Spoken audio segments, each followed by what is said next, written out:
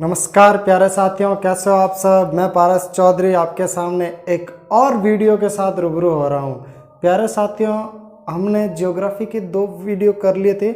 तीसरा वीडियो जिसके अंतर्गत उससे भी थोड़े थोड़े और डीपली ज्ञान लेने का प्रयास करते हैं। जैसे आज जो हमारा पॉइंट है, हमने शिवालिक हिमालय कर लिया था।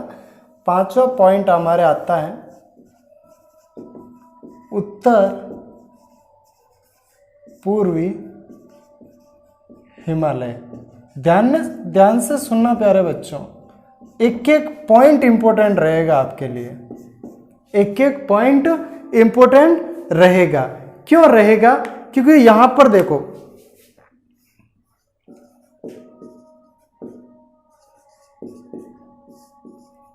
ब्रह्मपुत्र नदी यहां से ऐसे करके नीचे आती है। तो वो वाला हिस्सा जो अरुणाचल प्रदेश है, तो ब्रह्मपुत्र नदी के पूर्वी भाग में बहती है। ब्रह्मपुत्र नदी कहां पे बहती है? पूर्वी भाग में। पूर्वी भाग कौन सा हो गया? ये वाला। ठीक है। सेकेंड पॉइंट, यहां पर छोटी छोटी नदियां या नाले कह दो बहते हैं। ये जो इलाका है, यहीं पर मैं बात कर रहा हूं जहां पे छोटी छोटी नदियां और नाले बहते हैं। यहां की जनजातियां जो कृषि करती हैं उसे झूम कहते हैं। यहां की जनजातियों द्वारा की जाने वाली स्थानांतरित कृषि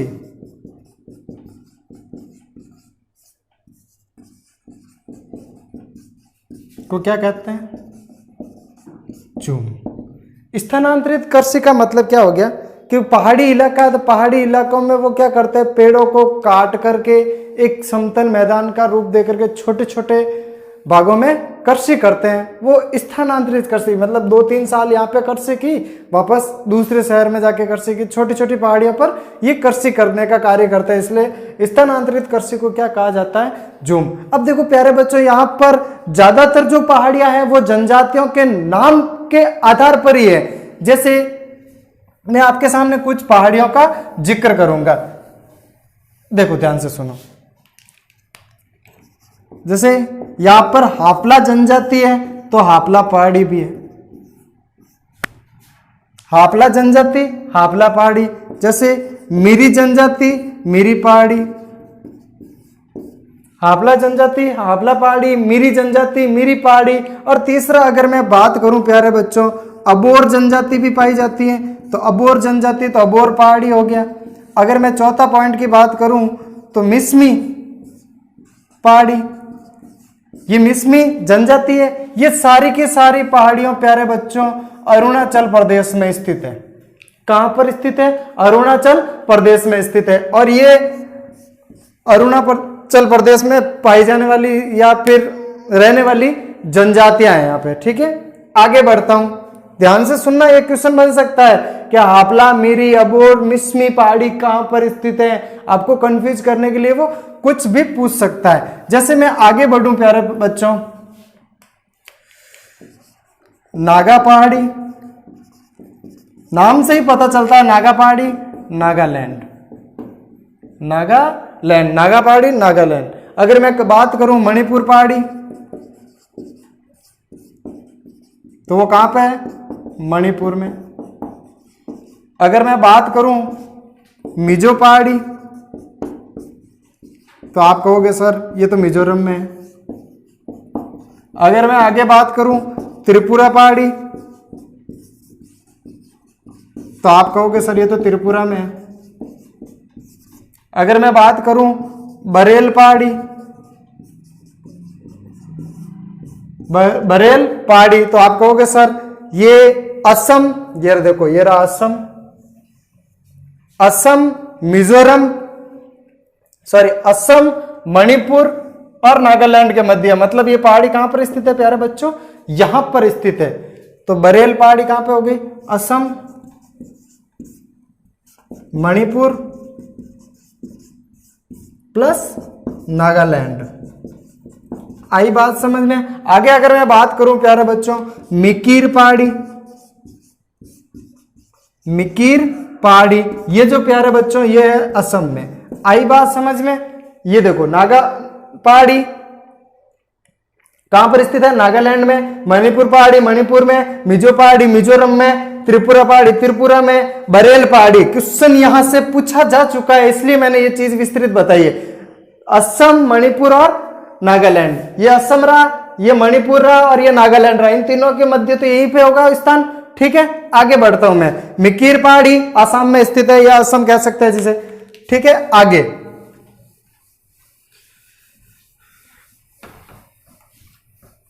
पटकाऊ, पटकाई बूम पहाड़ी।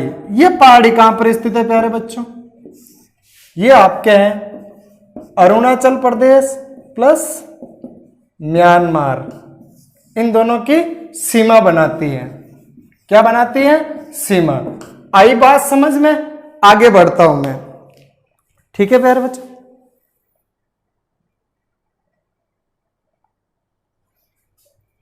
अगली पहाड़ियां, कुछ पहाड़ियां हैं जो उससे क्वेश्चन बने हुए हैं, इसलिए मैं डीपली लेके जा रहा हूं। गारो, खासी, जैंतिया, ये तीनों प्यारे बच्चों पहाड़ी है। गारो पहाड़ी, खासी पहाड़ी, जैंतिया पहाड़ी। आपके सामने तीनों पहाड़ी हैं। ये पहाड़ियां कहां पर स्थित है प्यारे बच्चों? मेघालय में। मेघालय में स्थित है। ठीक है, आगे बढ़ता हूं मैं।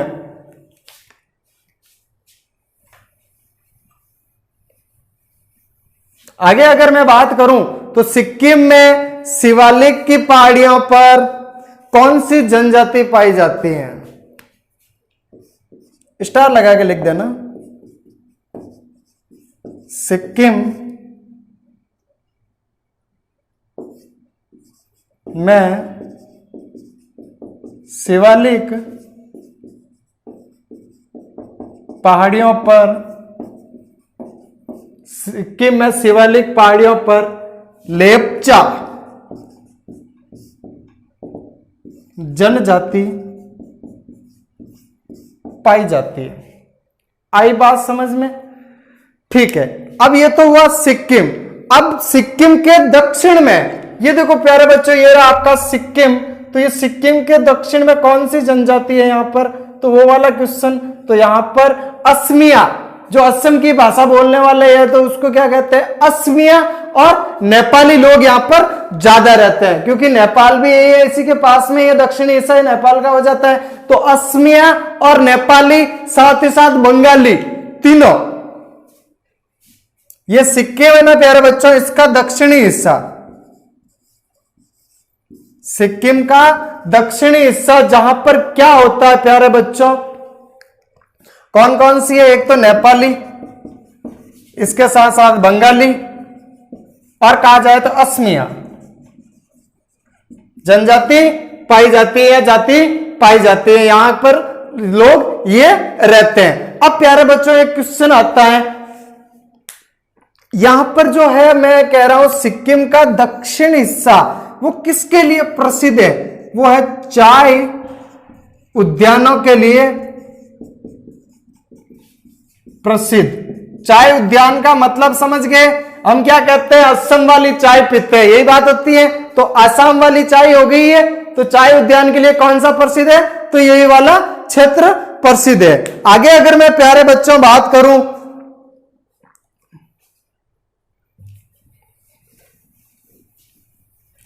कुछ हम राज्यों से संबंधित भी बात कर लेते हैं साथ ही साथ, क्योंकि ये क्षेत्र अगर पढ़ ही रहे हैं तो पूरा पढ़ने का मजा लो। आगे अगर मैं बात करूं प्यारे बच्चों, हिमालय की अगर मैं प्यारे बच्चों बात करूं तो ये भूटान हिमालय से दिफू दर्रे तक फैला हुआ है।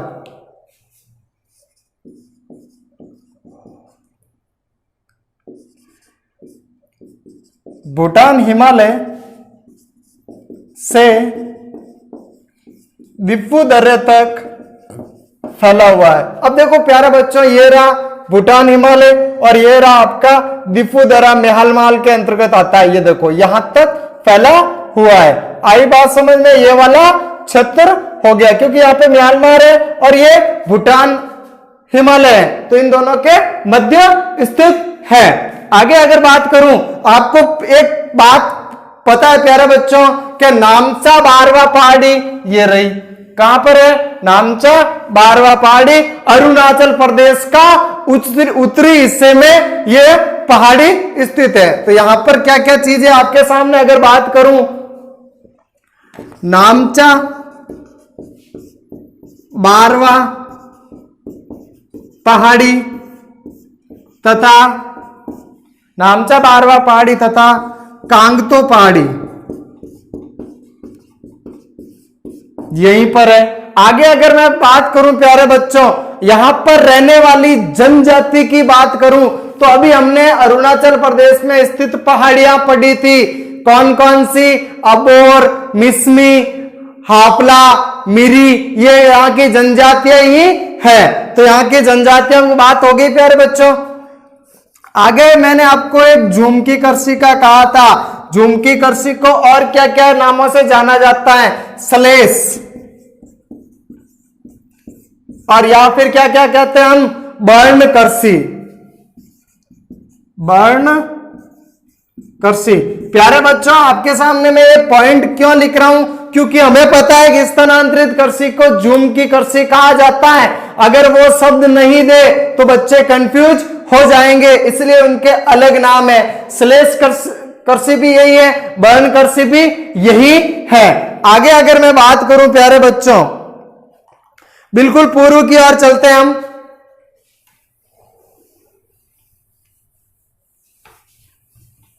हिमाचल हिमालय हो गया, अब आता है पूर्वी पहाड़ी और पर्वत।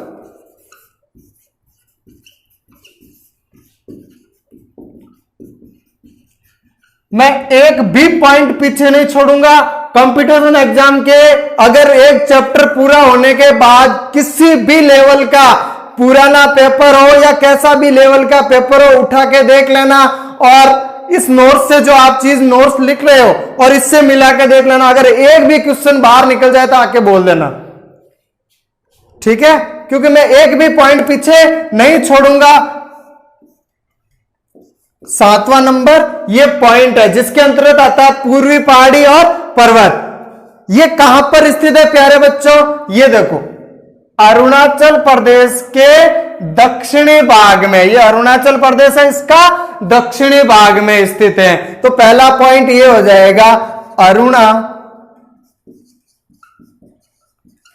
प्रदेश का दक्षिणी भाग में स्थित है। अरुणाचल प्रदेश के दक्षिणी भाग में ये पूर्वी पहाड़ी और पर्वत स्थित है। अभी आपने एक चीज यहां पर सीखने को मिलेगी, वो सीखने को यहां पे ये मिलेगी, यहां पर बहने वाली एक नदी है जिसका नाम है बराक नदी। ये बराक नदी क्या है प्यारे बच्चों? बराक नदी मणिपुर और मिजोरम की प्रमुख नदी है। मणिपुर और मिजोरम की ये क्या है? प्रमुख नदी है। दूसरी अगर मैं बात करूं तो मणिपुर व मिजोरम की सीमा का निर्धारण भी यही नदी करती है। अब एक छोटा सा क्वेश्चन आपसे पूछ लेगा, कौन सी नदी मणिपुर और मिजोरम की सीमा का निर्धारण करती है? तो प्यारे बच्चों आपका आंसर क्या हो जाएगा? बराक नदी। आगे अगर मैं प्यारे बच्चों बात करूं आपसे,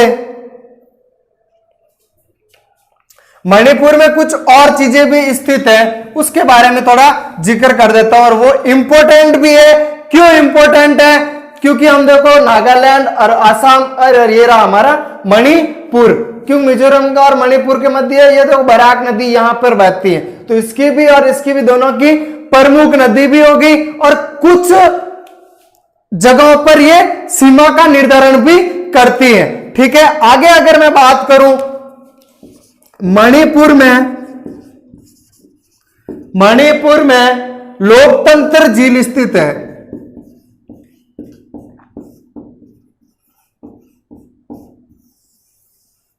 देखो प्यारे बच्चों, लोकतंत्र झील स्थित है।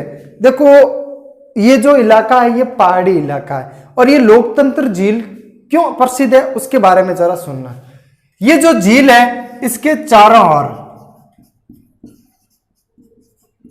क्या है, पर्वत है या पहाड़ी है। एक बात यहां पे तो समझ में आ गई। दूसरी अगर मैं बात करूं तो इस झील में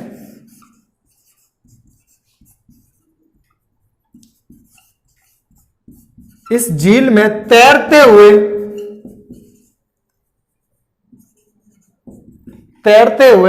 द्वीप मिलते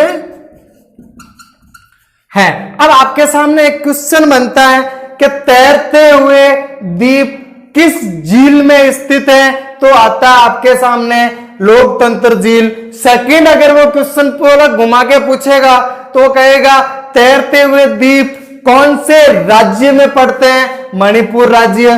ठीक है, आई बात समझ में। और एक और चीज यहां पे कहना चाहूं तो तैरते हुए द्वीपों का राष्ट्रीय उद्यान कहां पर स्थित है, तो भी यही है प्यारे बच्चों। ठीक है, आगे बढ़ता हूं मैं। पॉइंट एक एक उतार देना, एक भी क्वेश्चन बाहर नहीं जाने दूंगा। और विशेष तौर से ये बैच जो लेके आया हूं मैं, रीट पटवार और कांस्टेबल को मद्देनजर रखते हुए ये मैंने शुरू की है ज्योग्राफी, क्योंकि रिट में ज्योग्राफी हाई लेवल की पूछी जाती है। मैंने एनसीईआरटी अदर ऑथेंटिक बुक सबका डाटा एक साथ मिलाकर आपके सामने पेश करने का प्रयास कर रहा हूं। ठीक है, आगे बढ़ते हैं। मिजोरम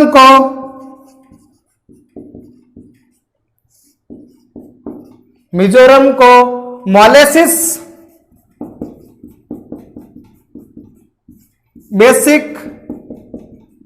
बेसिन कहा जाता है। अब सामने क्वेश्चन आता है, मोलेसिस बेसिन किसको कहा जाता है या किस राज्य को कहा जाता है, तो मिजोरम राज्य को कहा जाता है। ये रहा मिजोरम। यहां पर आई बात समझ में। आगे बढ़ता हूं मैं प्यारे बच्चों।